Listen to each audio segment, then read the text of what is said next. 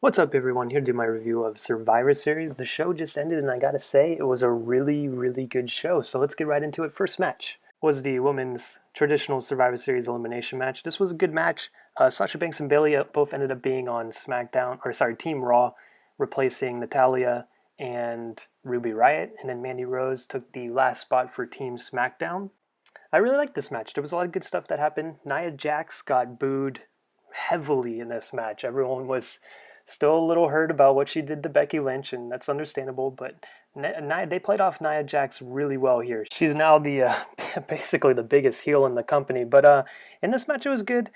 Nia Jax ended up winning this one for Team SmackDown. She last eliminated Asuka after she actually threw Sasha Banks off the top rope into Asuka, causing Sasha Banks to tap out, and then Nia Jax came in and pinned Asuka for the win, the sole survivor of the Raw women's team. So Raw is 1-0 up already. Up next, we had Seth Rollins versus Shinsuke Nakamura, and this was a good match. Exactly what you would expect from these two. Back and forth action. Seth Rollins ended up picking up the win in this one. Really good stuff here. I really enjoyed this match. Up next, we had Authors of Pain versus Cesaro and Sheamus. This match I did not care for. At the very start of the match, Enzo Amore apparently was in the crowd causing some problems. He ends up getting kicked out, so that kind of was a little disrespectful to the performers in the ring that he used to be colleagues with. But this match, honestly, did not care for. Authors of Pain ended up winning this one. They made Drave Maverick pee his pants. It was dumb. Didn't care for this at all. Then we had the Cruiserweight Championship match, Buddy Murphy against Mustafa Ali, and this was actually a really good match. They gave him a lot of time, and they took full advantage of it. This is something that I hope they do in the future.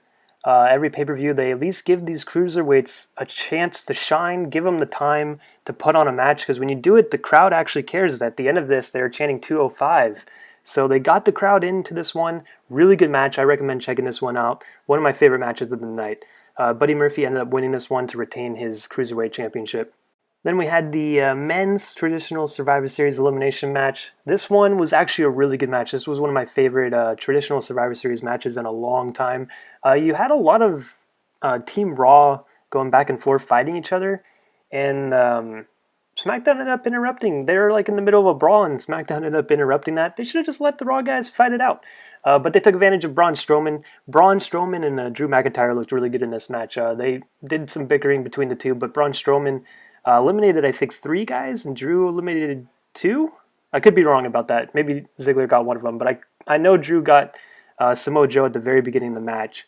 The bell rang, and he gave Samoa Joe a Claymore, which kind of sucked for Samoa Joe. I think they should have kept him in a little longer. And they ended up putting Braun Strowman through the announce table. Shane McMahon did 2 coast to coast. I think the second one he got taken out by Braun Strowman. A good match here. The sole survivors was Braun Strowman, Bobby Lashley, and Drew McIntyre. I like this match a lot. Braun Strowman cleared house at the end of this one. I wish they did. I don't know. I wish it went more down to like Drew McIntyre being the sole survivor. I thought that's what they were building towards, but I guess that's not the case. I know Drew McIntyre's got a bright future. He's gonna have a lot. He's gonna do a lot in 2019. And then after the match, Baron Corbin gave a cheap shot from behind to Braun Strowman. So that's what they're building towards TLC. Braun Strowman will face Baron Corbin at TLC. It's looking like. I'm not really interested in that match, but let's just get that feud out of the way with, in my opinion. Then we get to, in my opinion, the match of the night, Ronda Rousey versus Charlotte. This was a really good match, and I loved every moment of this. The ending, Charlotte ended up hitting Ronda Rousey with a kendo stick out of nowhere to get herself disqualified, and Charlotte turns heel. So apparently everyone on the roster is turning heel this month, and and she just gave a beating to Ronda Rousey. At one point, Ronda Rousey, I think earlier in the match, got elbowed in the mouth, so she was bleeding from the mouth, which just adds to it. Everything, like added to the whole thing with Becky Lynch invading Raw, and then it happened in this one, so it made this one look more physical, and I liked everything about it. Ronda Rousey was getting a beating from Charlotte. Charlotte was like kicking refs out of the way, and then like the agents came out, and she was pushing everyone out of the way, taking Ronda out. So I'm looking forward to seeing what they're gonna do now, because I thought they were going to do Becky Lynch versus Ronda Rousey at WrestleMania, but now it could be Charlotte versus Ronda Rousey at WrestleMania after this attack. So they have a lot they can build off of in the future for this women's division. They have two really hot wrestlers right now, Charlotte and Becky Lynch, and then Ronda Rousey is going to face Nia Jax. Nia Jax is going to get booed out of the building, so Ronda Rousey is going to get super cheered. So I'm really looking forward to the future in the women's division. I think that's honestly the thing I'm most excited about in WWE right now. And then they have the planned tag team titles maybe coming to the women's division, which you can build off of. Build that up with Sasha Banks and Bayley. So the future is really bright with this women's division. And then we go to our main event, WWE Champion Daniel Bryan versus Universal Champion Brock Lesnar. This was actually a really, really good match. And when Brock Lesnar shows up, he can put on a really good match. It seems like if he cares about the wrestler or if he likes who he's facing, then he'll put on a good match. If he doesn't like the person, you're not going to get anything out of him. But this one was really, really good. Brock Lesnar dominating at the beginning of this match for a good solid 5 or so minutes. Daniel Bryan got no offense at all. But then Daniel Bryan came back.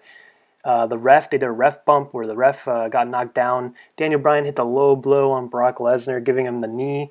Got the 2 count on Brock, and then they fought around on the outside of the ring. He gave another knee to Brock Lesnar. Brock kicked out again. Also, during the match, Daniel Bryan was taking out the legs of Brock Lesnar a lot, so the legs were getting weakened. Brock went for an F5, fell down. He collapsed because of his legs. Daniel Bryan put on the label lock and looked like he could maybe tap him out, but you know Brock Lesnar's going to tap out. Eventually, Brock Lesnar picks him up, hits him with the F5, and picks up the win. So that was Survivor Series. Team Raw cleared house. They swept Team SmackDown, unless if you count the pre-show, which apparently they didn't. So I guess, I mean, it was technically 6-1, but I guess we're not counting the pre-show match, so whatever. I guess they cleared house 6-0. This was a really good show. Recommend watching it if you didn't watch it. So thank you guys for watching, and join me for my next video. Bye.